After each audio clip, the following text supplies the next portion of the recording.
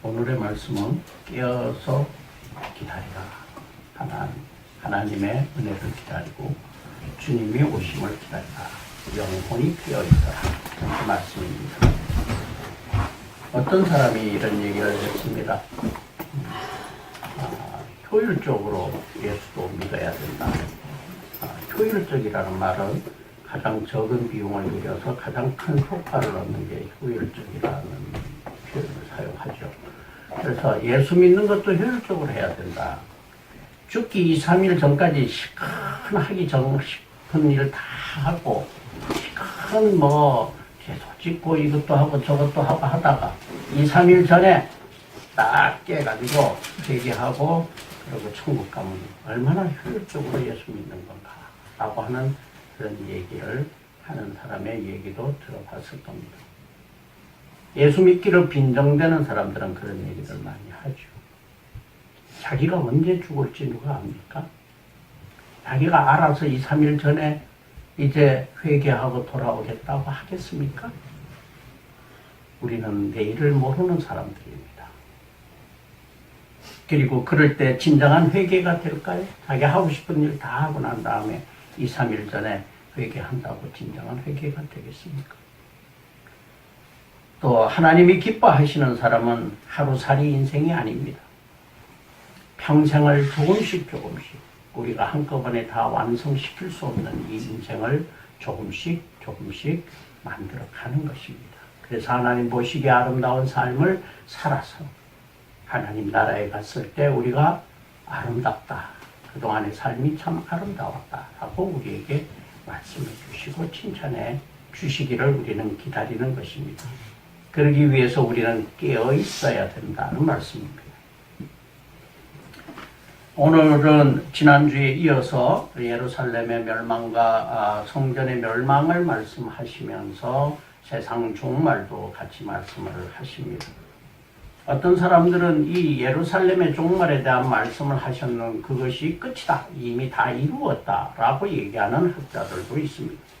또 어떤 사람들은 아니다. 이거는 미래에 있을 것이다. 라고 얘기하는 그러한 학자들도 있습니다. 그러나 이건 학자의 생각입니다. 예수님께서 하신 말씀은 과거의 예루살렘의 멸망과 성전의 멸망을 말씀하시면서 미래에 올 우리 미래에 대한 종말에 대한 말씀도 같이 하신 것이다 라고 하는 것을 우리는 먼저 생각을 해야 됩니다. 요약해서 결론을 말씀드리면 멸망과 종말 그리고 심판의 때를 대비해서 항상 깨어 있으라는 주님의 경고이고 또 우리의 미래에 대한 희망의 메시지다. 파멸과 멸망으로 끝나는 것이 아니라 우리에게 희망을 주시는 메시지다 라고 하는 것입니다. 언제일지 아무도 모르는 종말과 심판을 대비해서 징후를 보면서 우리는 항상 깨어서 기도하라 그 말씀이고 깨어 있으라 하시면 영적으로 마비되지 말라라고 말씀하신 것입니다. 환난과 유혹에 넘어지지 말고 항상 경건하게 살아가라는 그런 말씀입니다. 사탄 마귀는 우리를 넘어뜨리기 위해서 우리를 영적으로 마비시키려고 합니다. 며칠 전에 그 동물의 세계를 보니까 이 코브라 독사들은 멀리서 독을 뿜어내가지고 물지 않아도 사람이 근접하지 않아도 멀리서 뿜어내서 눈을 멀게 하기도 하고 사람을 마비시켜버린다고 합니다. 사탄의 독이 이런 독입니다. 우리에게 가까이 오지 못할 때 멀리서라도 독을 뿜어서 넘어뜨리려고 하는 것이 사탄의 이런 마비 작전이라는 것을 우리는 알아야 합니다. 멸망으로 심판으로 끝나는 것이 아니라 하나님의 자녀들에 대한 새 하늘과 새 땅에 대한 희망의 메시지다라고 하는 것입니다.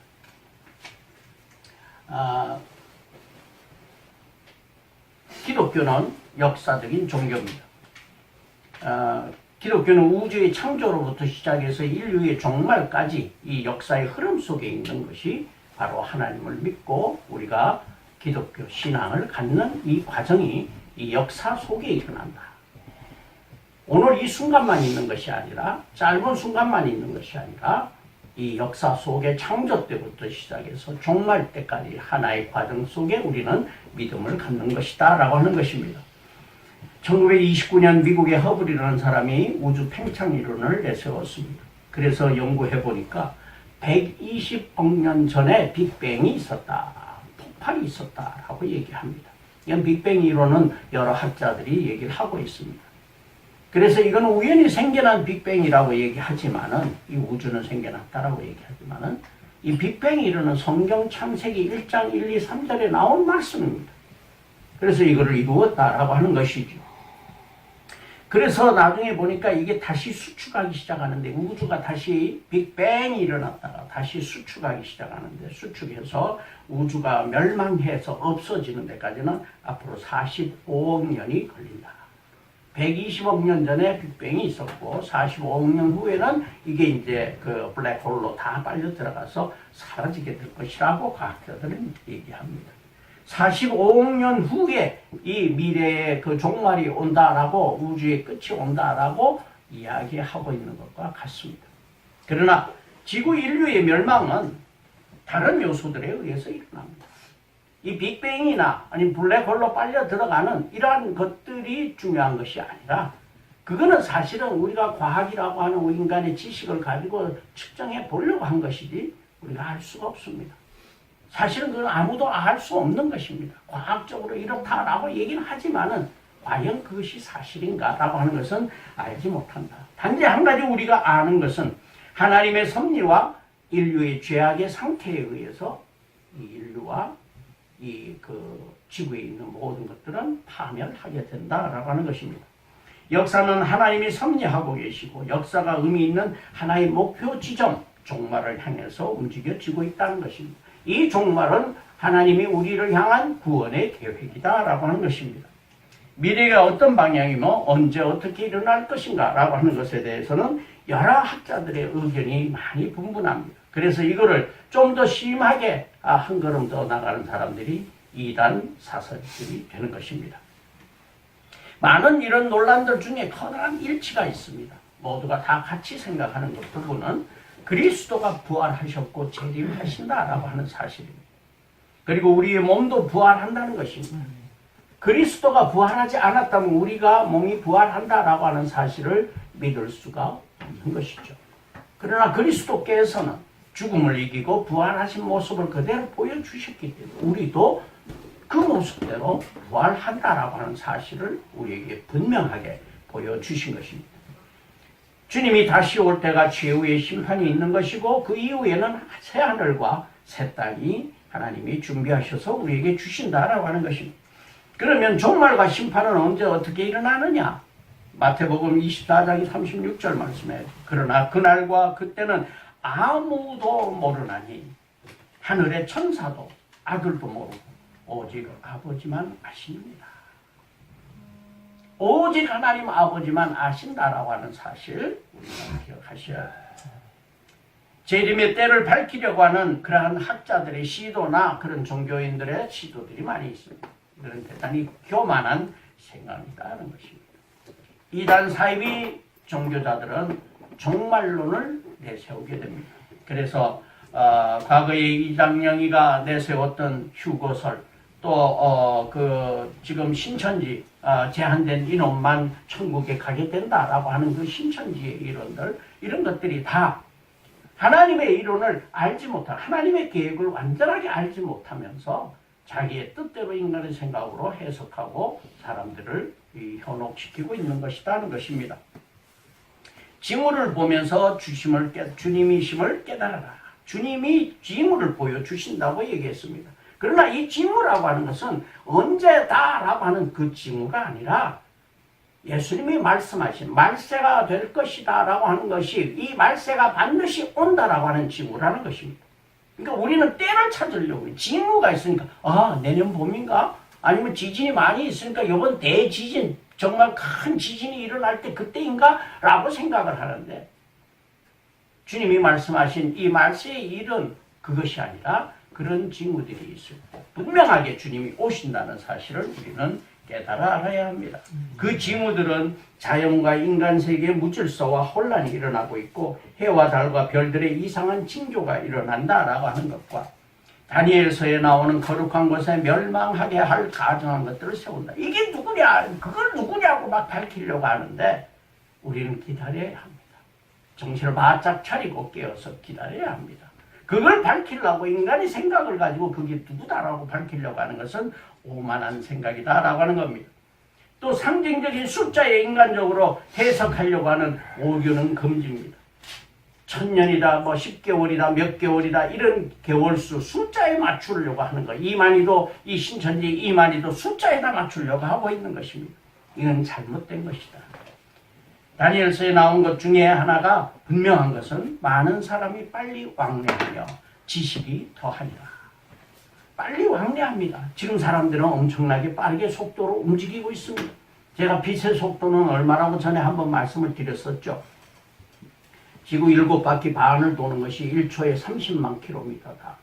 그래서 10억 8천만 킬로미터 시속으로 이 빛은 움직이고 있다 하는 것입니다. 공전 속도도 말씀드렸죠. 지구가 태양을 중심으로 한 바퀴 도는 거 10만 8천 킬로미터 시속 달리고 있고 지구가 스스로 돌고 있는 것 자전의 속도가 바로 1656km 시속으로 달리고 있다 하는 말씀을 드렸습니다.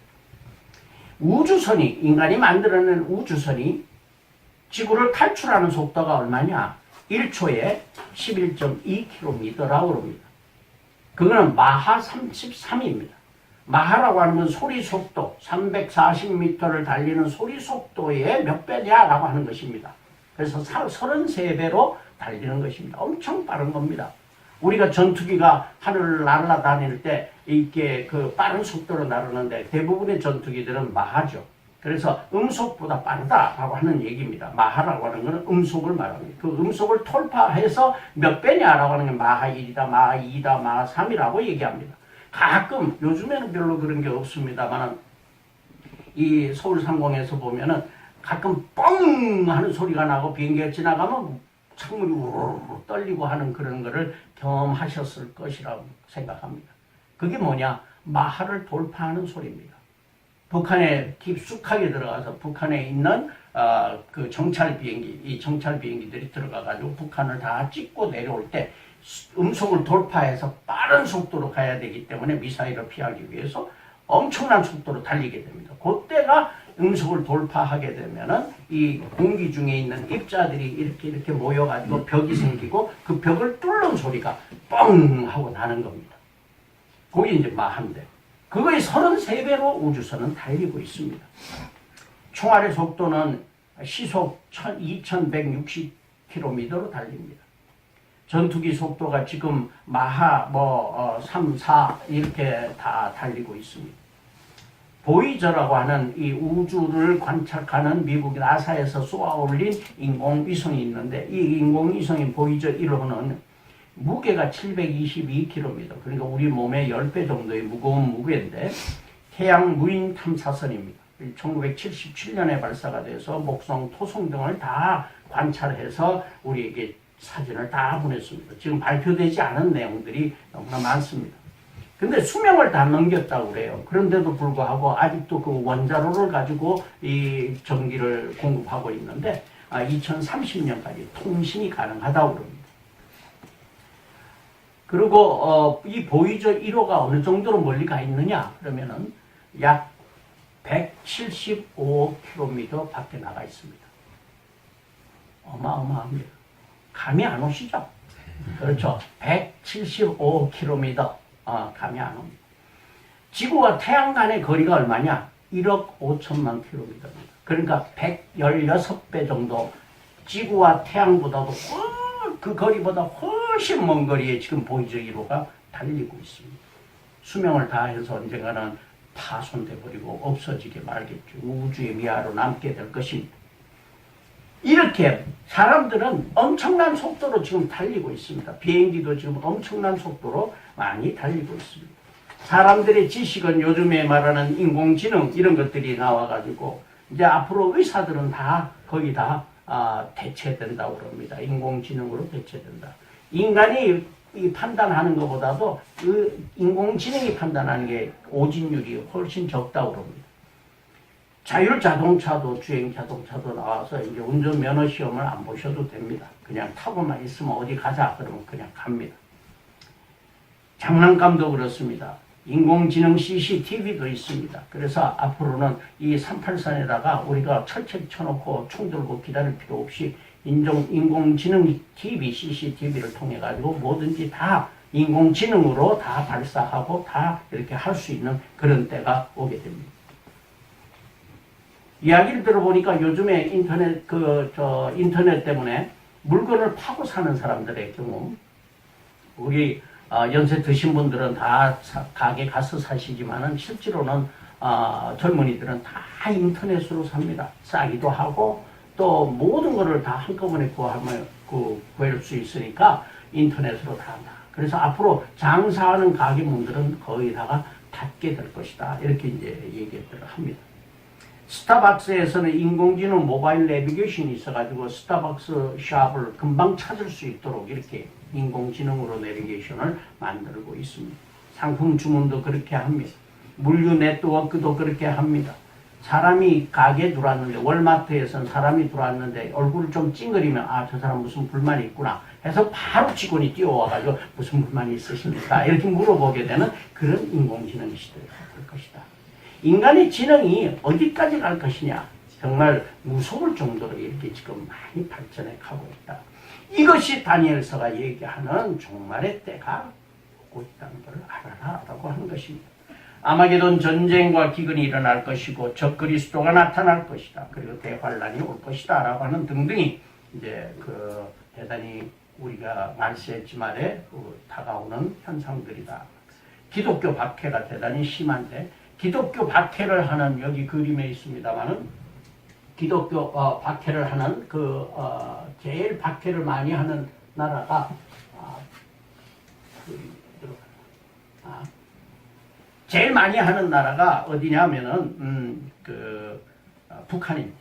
기독교 박해가 제일 심한 나라가 1위가 북한이고 그렇습니다. 그 귀순자들을 보면은 50% 이상이 기독교인이라고 그러는데, 이 50% 이상의 기독교인들이 북한에서 성경을 잘 믿고 또 하나님을 잘 믿기 때문에 와서 기독교로 이렇게 열심히 교회를 나오고 하는 것이 아니고, 김일성 아버지를 섬기던 그 습관이 몸에 배어 있어서 김일성을 빼고 하나님 아버지 하면 바로 그건 적용이 됩니다.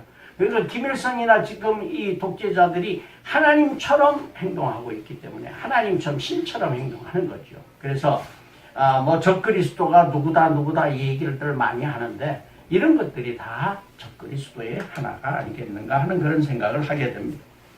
환란과 유혹과 넘어짐에 대비하라고 말씀하고 있습니다. 다니엘서의 핵심도 환란이 우리에게 다가오니까 끝까지 참고 잘 견디고 승리해라 라고 하는 것을 말씀하고 있습니다. 물론 예루살렘이 멸망할 때도 마찬가지 환란이 있었고, 그리고 박해가 있었고, 그리고 여러 가지 핍박이 있었습니다. 매질당하고 감금당하고 재판당하고 하는 이런 과정들이 있었는데, 이것들이 바로 예수 그리스도를 구세주로 전파할 수 있는 기회가 되었다라고 하는 것입니다.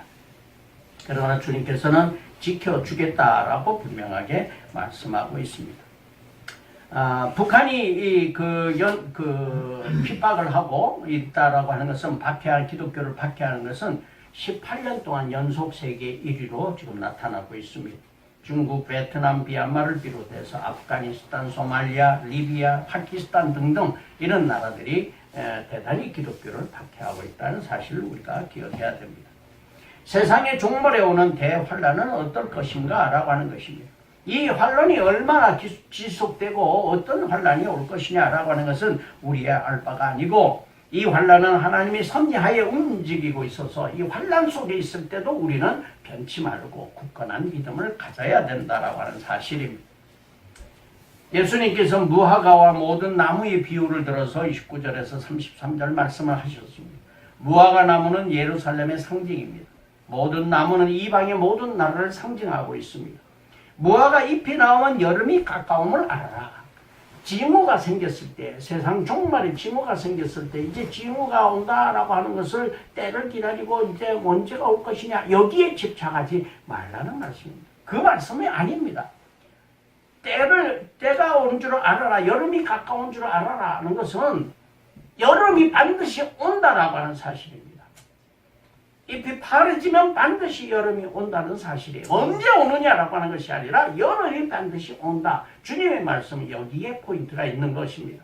여기에 강조점이 있는 것입니다. 다시 얘기해서 징후가 오면은 그리스도의 재림이 가까웠다는 것을 깨달아라 하는 것을 반드시 재림하신다라고 하는 것을 말씀하고 있는 것입니다. 모든 우리 성경 말씀은 예수님의 오심과 재림을 통한 인류 구원 계획을 말씀하고 있는 것입니다. 이 성경 말씀 모두를 다 한마디로 압축을 하라고 하면 바로 우리 인류의 구원 계획이신 것입니다. 다니엘서에는 마지막까지 이 계획을 임봉하라고 다니엘서에 기록이 되어 있습니다. 근데 요한계시록에 가보면요. 요한계시록 20장, 22장, 10절 말씀에 이 두루마리의 예언의 말씀을 임봉하지 말라, 묵지 말라 라고 말씀했습니다. 때가 가깝기 때문이다 라고 말씀하고 있죠. 그래서 이 다니엘서에 있는 그런 말씀과 이 요한계시록에 있는 말씀이 다른 것은 여기는 묻고 두어라, 여기는 풀어라 고 말씀하고 있습니다. 깨달아라 하는 것입니다. 이 인류가 주님이 오셨기 때문에 모든 것 구원의 계획이 완성이 되었기 때문에 이제 인류에게 이것을 알고 깨닫도록 하라는 그런 말씀입니다. 심판에 대비해서 깨어서 영적으로 마비되지 않도록 주님의 삶을 닮아가는 삶을 살아야 할 것입니다. 이 말세지 말에 우리가 해야 될 기술은 바로 이것이다 라고 하는 것입니다. 주님께서 말씀하셨던 달란트 비유, 충성하는 종의 상급과 게으른 종의 심판, 이 말세에 생기는 일들입니다. 그래서 우리는 항상 깨어서 충성하는 종이 되어야 한다는 것과 양과 염소의 비유를 마태복음 25장에 말씀하시면서 내가 진실로 너희에게 이르노니 이 작은 자 하나에게 하지 아니한 것이 곧 내게 하지 아니한 것이니라. 누구에게 한 것이라고 말씀하시기보다 하지 아니한 것을 또 강조하고 계십니다. 그렇기 때문에 우리는 우리의 사랑을 나누는 일에 인색하지 않도록 하여야 할 것입니다. 이 천국과 종말의 비유에 대해서는 공통된 것이 주인이 갑자기 찾아온다는 것과 어떤 이는 대비했고 어떤 이는 대비하지 못하였다라고 하는 것입니다. 대비한 자는 상급을 받고 대비하지 못한 자는 심판을 받는다라고 하는 것입니다. 하나님의 은혜의 날은 오늘 이 시간 이 자리에 내가 책임져야 될 순간이다 라고 하는 것입니다. 우리에게 자유의지를 주셨고 자유를 주신 것은 책임을 지라고 하는 것입니다. 내 인생에 내가 책임을 지라고 하는 것입니다. 그날을 위해서 우리는 그래서 깨어 있어야 된다는 것입니다. 스스로 조심하지 않으면 방탕함과 술취함과 생활의 염려로 마음이 둔하여진다고 분명히 말씀하고 있습니다. 조심하라고 하는 말씀은 기도하라는 말씀입니다. 성경의 말씀을 기억하고 실천하기 위해서 경건한 삶을 스스로 통제하면서 살아가라는 말씀입니다. 방탕하다는 것은 절제를 모른다는 말씀이죠. 절제하지 못하는 사람을 방탕하다고 얘기를 합니다. 무슨 다른 일을 하기보다는 자기를 절제하지 못하면 그게 방탕한 것입니다. 술 취함은 절제가 되지 않게 되는 것입니다. 술을 왜 먹지 말고 취하지 말라라고 얘기하느냐? 그러면 제가 지금 몇 주 동안을 계속해서 이 술에 관한 말씀을 말씀드리고 있는데 깨달으시기 바랍니다. 이거는 그냥 지나가는 얘기가 아니라 주님이 분명하게 말씀하고 있는 것이 방탕함과 술 취함은 동전의 양면이라고 하는 것입니다. 다시 해서 술이 취하게 되면 실수하게 되고 방탕하게 되고 호기를 부르게 되고 싸움하게 되고 이런 일들이 생겨난다라고 하는 것입니다. 남을 미워하게 되고 이런 일들이 생겨나는 것이죠. 술이 취해도 하나님 믿음을 갖고 있다라고 하는 것은 내 생각이라고 생각하는 사람도 있습니다. 그런데 그게 맞을런지도 몰라요. 그런데 술을 버리고 나면 훨씬 더 주님 앞에 가까이 갈 수가 있습니다. 하나님을 바라볼 수가 있습니다. 영의 눈이 마비되지 않고 띄어질 수 있다는 사실 우리는 기억하시기 바랍니다. 우리 크리스찬들이 왜 하나님 앞에 가까이 깊이 들어가지 못하고 멀리서 이렇게 그냥 구경만 하고 쭈삣거리고 있는가? 크리스찬들, 저도 쭈삣거렸던 사람입니다. 왜 쭈삣거리고 있는가? 버릴 걸 버리지 못하기 때문입니다. 버릴 걸 버리고 나면 훨씬 더 깊이 들어갈 수 있고 훨씬 더 가까이 갈 수가 있습니다. 우리가 사랑하는 사람이 있을 때 다른 것을 다 버려야 사랑을 온전하게 할 수 있는 것처럼 버려야 하는 것입니다. 로마서 13장 말씀에 나대와 같이 단정히 행하고 방탕하거나 술 취하지 말며 음란하거나 호색하지 말며 다투거나 시기하지 말고 오직 주 예수 그리스도로 옷을 입고 정욕을 위하여 육신의 일을 도모하지 말라고 갈라디아에서 말씀하고 있습니다. 같은 얘기가 갈라디아서에 있다는 얘기입니다. 여기서 또 아까 말씀하신 생활에 염려하지 말라는 건 욕망을 채우기 위해서 염려와 근심에서 벗어나지 못하고 살지 않도록 하라는 그런 말씀입니다. 세속에 물들어 있으면 영적으로 흐려지게 됩니다. 우리가 미세먼지 며칠 전에 대단히 심했었죠. 그러니까 앞이 안 보이지 않습니까? 이 미세먼지와 같은 겁니다. 영적으로 흐려지고 마비되는 것은 바로 미세먼지가 우리 영혼에 꽉 끼어 있는 겁니다. 이 미세먼지를 걷어내야 되는 것입니다. 얼마나 잘 보입니까? 얼마나 분명하게 보입니까? 예수 그리스도를 보기를 원하십니까? 하나님을 바라보기를 원하십니까? 미세먼지를 걷어내시기 바랍니다. 깨어서 우리 영혼들이 깨어서 마비되지 않기를 바랍니다. 마지막으로 새 하늘과 새 땅에 대한 희망의 메시지다는 말씀입니다. 이 말씀은 우리에게 파멸이 온다는 그 말씀의 메시지도 중요하지만은 그러나 희망을 주시는 말씀이라는 것입니다. 그리스도께서 재림하신다는 말씀이 신약 성경의 25구절 중에 한 구절이 그리스도 재림에 대해서 말씀하고 있습니다. 괜히 써놨겠습니까? 그렇게 많이? 260장 중에서 318번을 재림에 관해서 언급하고 있습니다. 분명한 사실이라고 하는 것을 우리는 기억해야 합니다. 구약 성경에도 이런 재림에 대한 증언이 대단히 많습니다. 마가복음 8장에 누구든지 이 음란하고 죄 많은 세대에서 나와 내 말을 부끄러워하면 인자도 하나님의 영광으로 거룩한 천사와 함께 올 때 그 사람을 부끄러워하리라. 여러분들은 여러분들 주변에 있는 친지들, 여러분들 주변에 있는 모든 사람들에게 나는 크리스찬입니다. 나는 하나님 믿는 사람입니다. 라고 하는 사실을 얼마나 부끄럽지 않게 말하실 수 있습니까? 우리가 부끄러워하지 않고 이 말을 전할 수 있기 위해서는 우리 자신이 올바른 행동을 해야 된다라고 하는 것입니다. 말씀 가운데 거하면서 살아야 된다는 것입니다.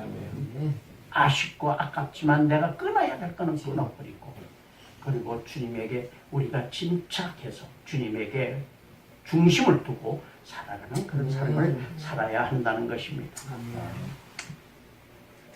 데살로니가전서 4장 16절 말씀에 주께서 호령과 천사장의 소리와 하나님의 나팔로 친히 하늘로 쫓아 강림하신다고 분명히 말씀하고 있습니다.